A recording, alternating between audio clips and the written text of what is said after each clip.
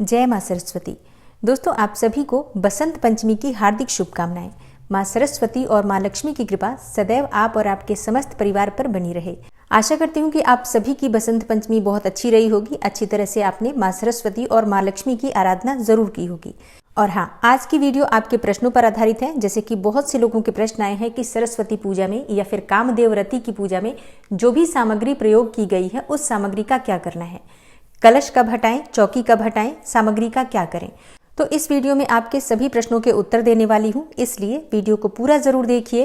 और अगर आपको आज की वीडियो अच्छी लगे तो इसे लाइक भी जरूर कीजिए और शेयर भी जरूर कीजिए फैमिली फ्रेंड्स के साथ। और चैनल पर पहली बार आए हैं, अगर अभी तक आपने चैनल को सब्सक्राइब नहीं किया है तो आज की वीडियो अगर आपको अच्छी लगे तो चैनल को सब्सक्राइब जरूर कर लीजिए और बेल बटन को भी प्रेस कर लीजिए। तो इससे ये होगा कि इस चैनल पर जो नई वीडियो अपलोड होंगी उनकी नोटिफिकेशन आपको सही समय पर प्राप्त होगी। तो सबसे पहले बात करते हैं आपके पहले प्रश्न के ऊपर कि चौकी कब हटानी चाहिए, कलश कब हटाना चाहिए। तो देखिए, सरस्वती पूजा जब की जाती है तो पूरे एक दिन एक रात्रि माँ सरस्वती को उसी स्थान पर वास दिया जाता है जहां पर पूजा की जाती है। तो आज चौकी नहीं हटाई जाएगी। आज चौकी को उसी स्थान पर रखेंगे और शाम के समय भी दीपक अवश्य प्रज्वलित कर दीजिए। और इसके बाद कल सुबह स्नान करने के बाद जो नित्य की पूजा होती है अपने घर की वो कर लीजिए और पंचोपचार विधि से माँ सरस्वती की भी पूजा आराधना करने के बाद और तभी चौकी हटाई जाएगी। तो कल स्नान करने के बाद चौकी और कलश ये सभी चीजें हटाई जाएंगी। और हाँ, अगर आपने घर के मंदिर में ही पूजा किया है, अलग से चौकी नहीं लगाई है, तब भी कलश को वहीं रहने दीजिए। कल कलश हटेगा, बाकी सब चीजें आप हटा सकते हैं। जो भी भोग प्रसाद इत्यादि आपने अर्पित किया है माँ को, वो सभी चीजें आप हटा सकते हैं, लेकिन कलश वहीं रहने दीजिए। और हाँ, आपका अगला प्रश्न है कि माँ सरस्वती की जो मूर्ति या फोटो हमने स्थापित करके पूजा की है तो उस मूर्ति का या फोटो का क्या करना है। देखिए, अगर आप मिट्टी की मूर्ति लाकर पूजा करते हैं तब तो पूजा के बाद विसर्जित किया जाता है मूर्ति को। लेकिन अगर आप फोटो की पूजा कर रहे हैं, तस्वीर की पूजा कर रहे हैं या कोई धातु की मूर्ति है तो उसको विसर्जन करने की आवश्यकता नहीं होती है। वो तो फिर आप अपने मंदिर में ही रख दीजिए और प्रतिदिन उसकी पूजा कर सकते हैं। और हाँ, इसके अलावा आप चाहें तो ये मूर्ति जो माँ सरस्वती की है अपने बच्चों के कमरे में, बच्चों के स्टडी टेबल पर भी रख सकते हैं। तो इससे माँ सरस्वती का आशीर्वाद सदैव आपके बच्चों पर बना रहता है और पढ़ाई में उन्हें सफलता मिलती है। तो अगर मिट्टी की मूर्ति नहीं है, कोई फोटो है या फिर कोई धातु की मूर्ति है तो इस प्रकार से आप उसका प्रयोग कर सकते हैं। चाहे तो घर के मंदिर में रख सकते हैं या फिर बच्चों के कमरे में, बच्चों के स्टडी टेबल पर रख सकते हैं। और अगला प्रश्न है कि कलश की सामग्री का क्या करना है। देखिए, कलश में जो सामग्री आप डालते हैं, जैसे कि हल्दी होती है, सुपारी हो या फिर सिक्का हो या फिर लौंग इलायची, जो भी सामग्री आप डालते हैं तो सिक्का आप निकाल लीजिए, अपने धन रखने के स्थान पर रख सकते हैं। और बाकी की सभी चीजें जैसे कि हल्दी, सुपारी या फिर लौंग इलायची जो भी आपने कलश में डाला है, ये सभी चीजें विसर्जन में जाएंगी। तो आप चाहें तो इन्हें मिट्टी में भी दबा सकते हैं, जैसे कि घर में कच्ची मिट्टी हो गमले में तो आप उसमें डाल सकते हैं, या फिर जल प्रवाह कर सकते हैं, जैसे कि पुष्प इत्यादि जब जल प्रवाह करेंगे या जहां पर भी पुष्प इत्यादि विसर्जित करेंगे वहीं पर ये सभी सामग्री विसर्जित कर सकते हैं। और आपका अगला प्रश्न है कि माँ सरस्वती को जो हमने सुहाग की सामग्री अर्पित की है उसका क्या किया जाएगा। तो देखिए, माँ सरस्वती की पूजा में जो भी सुहाग की सामग्री अर्पित की जाती है ये किसी को दान नहीं दी जाती है। आप स्वयं इसका प्रयोग कर सकते हैं या फिर परिवार में कोई भी सुहागिन महिला हो तो उसे भी आप दे सकते हैं। तो ये स्वयं ही घर परिवार में प्रयोग की जाती है, कहीं भी किसी को दान नहीं दिया जाता है। और इसके अलावा जैसे कि माँ सरस्वती की पूजा में जो हल्दी प्रयोग की गई है या फिर जो आपने उपाय किया है, जो मैंने कल बताया था कि हल्दी आप माँ सरस्वती के चरणों में अर्पित करेंगे, केसर अर्पित करेंगे, तो उसका क्या करना है। देखिए, हल्दी तो आप एक डिब्बी में संभाल कर रख दीजिए, कोई भी एक पीतल की या स्टील की डिब्बी ले लीजिए, उसमें रख दीजिए और प्रतिदिन अपने बच्चों के मस्तक पर तिलक कीजिए।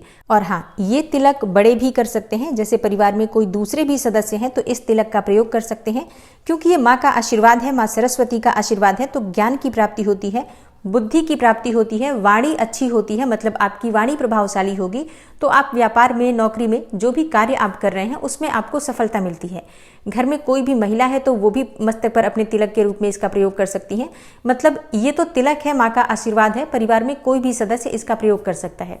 और अब बात करें कि अगर आपने केसर अर्पित किया है, जैसे कि केसर का प्रयोग जिह्वा पर एम लिखने के लिए किया गया है, तो जो जल बचा हुआ है उस जल का क्या करें। तो देखिए, जल भी आपको फेंकना नहीं है, इस जल में ही थोड़ी सी हल्दी मिला लीजिए और इसका प्रयोग भी आप तिलक के रूप में कर सकते हैं। देखिए, इस केसर और हल्दी का अगर आप तिलक लगाते हैं, मतलब परिवार का कोई भी सदस्य लगाता है, बच्चा या बड़ा, तो इससे आपको अपने व्यापार में, नौकरी में तरक्की मिलती है। और शिक्षा प्राप्त कर रहे हैं तो शिक्षा में सफलता मिलती है। केसर का प्रयोग करने से गुरु और शुक्र दोनों मजबूत होते हैं, तो ऐसे में आपको सुख समृद्धि की भी प्राप्ति होती है, दाम्पत्य जीवन भी सुखमय होता है और इसके अलावा शिक्षा में, उच्च शिक्षा में, करियर में भी सफलता मिलती है। तो जब तक ये जल बचा हुआ है इसमें आप थोड़ी सी हल्दी मिलाकर रखिए और प्रतिदिन आप तिलक कर सकते हैं। परिवार के सभी सदस्य इसका प्रयोग कर सकते हैं। देखिए, पूजा में जितनी भी चीजें प्रयोग की गई हैं इसमें से वही सामग्री विसर्जित की जाती है जिसका आप प्रयोग नहीं कर सकते हैं। जिन चीज़ों का आप प्रयोग कर सकते हैं उनका पूरी तरह से प्रयोग करने का प्रयास कीजिए। और इसी प्रकार से अगर आपके पास शहद बचा हुआ है, जैसे कि आपने थोड़े से शहद का प्रयोग किया, बाकी शहद की शीशी बची हुई है, तो वो शहद आप खाने में प्रयोग कर सकते हैं। बच्चे खा सकते हैं, बड़े खा सकते हैं, कोई भी खा सकता है। बात करें कि जो प्रसाद हमने माँ को अर्पित किया है भोग स्वरूप में, तो भोग आपने माँ को अर्पित किया है, आपके लिए अब वो प्रसाद है। परिवार के सभी सदस्य मिलकर उसे ग्रहण कर सकते हैं। दोस्त, मित्र, रिश्तेदार, किसी को भी आप वितरित कर सकते हैं इस प्रसाद में से। और अब बात करते हैं उन भक्तों के बारे में जिन्होंने कामदेव और रति की आराधना की है। तो देखिए, अगर आपने कामदेव और रति की आराधना की है तो आपका प्रश्न है कि सुपारी का क्या करें। जो हमने कामदेव के स्वरूप में सुपारी स्थित की है और उसकी पूजा आराधना की है, तो उस सुपारी क्या क्या करना है। तो कल जब आप चौकी हटाएंगे या फिर मंदिर पर भी अगर आपने पूजा की है घर के, तो जब आप कल सभी चीजें विसर्जित करेंगे तो सुपारी भी आप विसर्जित कर देंगे। कामदेव और रति के स्वरूप में जो आपने सुपारी रखी है उसका जल विसर्जन किया जा सकता है या फिर कहीं भी मिट्टी में दबा सकते हैं। जैसे कि आपके घर में जो गमले हैं उन्हीं गमलों की मिट्टी में आप इस सुपारी को दबा सकते हैं। तो इस प्रकार से इस सुपारी का विसर्जन करना है। और बात करें कि जो पूजा में हमने सामग्री प्रयोग की है कामदेव और रति की पूजा में, तो उसका क्या करना है। देखिए, जो भी चीज़ें आपने कामदेव और रति को अर्पित की हैं, जैसे कि सुहाग की सामग्री अर्पित की है या फिर आपने इत्र अर्पित किया है, तो ये सभी चीज़ें आप स्वयं प्रयोग करेंगे। मैंने कल की वीडियो में ही आपको बता दिया था कि सभी चीज़ों का प्रयोग आप स्वयं ही करेंगे। इन चीज़ों में से आप किसी को भी नहीं देंगे।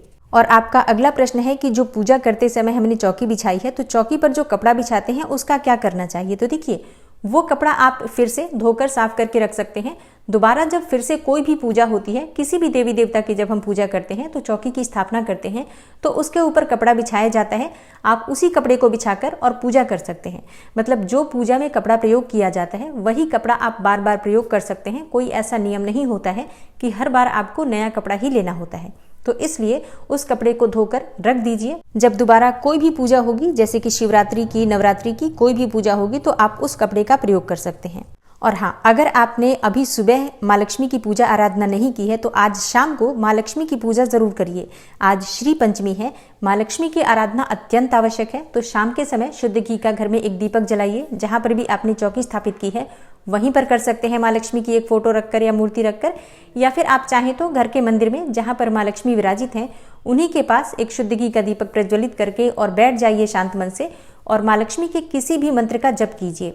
मतलब कनक धारा स्तोत्र का भी आप पाठ कर सकते हैं, चाहे तो श्री सूक्त का पाठ कर सकते हैं, या कोई भी माँ लक्ष्मी का मंत्र अगर आप जपते हैं प्रतिदिन नियमित तौर पर, तो उसी मंत्र का अधिक से अधिक संख्या में जप कर सकते हैं। और हाँ, कई लोगों के प्रश्न आए हैं कि हमारे पास माला नहीं है तो क्या माला ज़रूरी है जप के लिए। जी बिल्कुल भी ज़रूरी नहीं है। माला तो सिर्फ हम गिनने के लिए रखते हैं कि इतनी संख्या में हमारा मंत्र पूरा हो गया। अगर आप चाहें तो ऐसे भी माँ लक्ष्मी के सामने आसन लगाकर बैठ जाइए और अपनी इच्छा के अनुसार जितना भी समय आपके पास है माँ लक्ष्मी के मंत्र का जप कीजिए। किसी भी चीज़ से गिनने की आवश्यकता नहीं है, मतलब उंगली वगैरह किसी चीज़ से गिनने की आवश्यकता नहीं है। बस आप श्रद्धा भाव से माँ लक्ष्मी की प्रसन्नता के लिए मंत्र का जप कीजिए। और हाँ, कल की वीडियो में मैंने आपको श्री यंत्र की पूजा विधि के बारे में बताया था, तो अगर आप चाहें तो उस प्रकार से श्री यंत्र की भी पूजा कर सकते हैं। श्री यंत्र की उस प्रकार से अगर आप पूजा करेंगे तो माँ लक्ष्मी की विशेष कृपा आपको प्राप्त होती है और गरुड़ वाहिनी लक्ष्मी आपके घर में स्थायी रूप से वास करती हैं। तो आशा करती हूँ आज की वीडियो से आपके सारे संशय दूर हो गए होंगे। लेकिन इस बात का ध्यान जरूर रखिए कि चौकी जहाँ पर आपने स्थापित की है, शाम के समय भी एक दीपक वहाँ पर अवश्य ही प्रज्वलित कीजिए और पंचोपचार विधि से शाम के समय भी माँ सरस्वती का पूजन कर लीजिए। दोस्तों, उम्मीद करती हूँ ये वीडियो आपके लिए ज़रूर उपयोगी होगी। तो अच्छी लगी हो वीडियो तो लाइक कीजिए और हाँ, ज़्यादा से ज़्यादा इस वीडियो को शेयर कीजिए, क्योंकि सभी लोगों ने माँ सरस्वती की पूजा की होगी घर पे और आपके इस वीडियो के शेयर करने से दूसरों को भी मदद मिलेगी। और हाँ, आने वाली वीडियो ज़रूर देखिए, उसमें आपको एकादशी और महाशिवरात्रि से संबंधित जानकारी मिलने वाली है। मिलती हूँ मैं आपसे अगली वीडियो में, तब तक के लिए नमस्कार।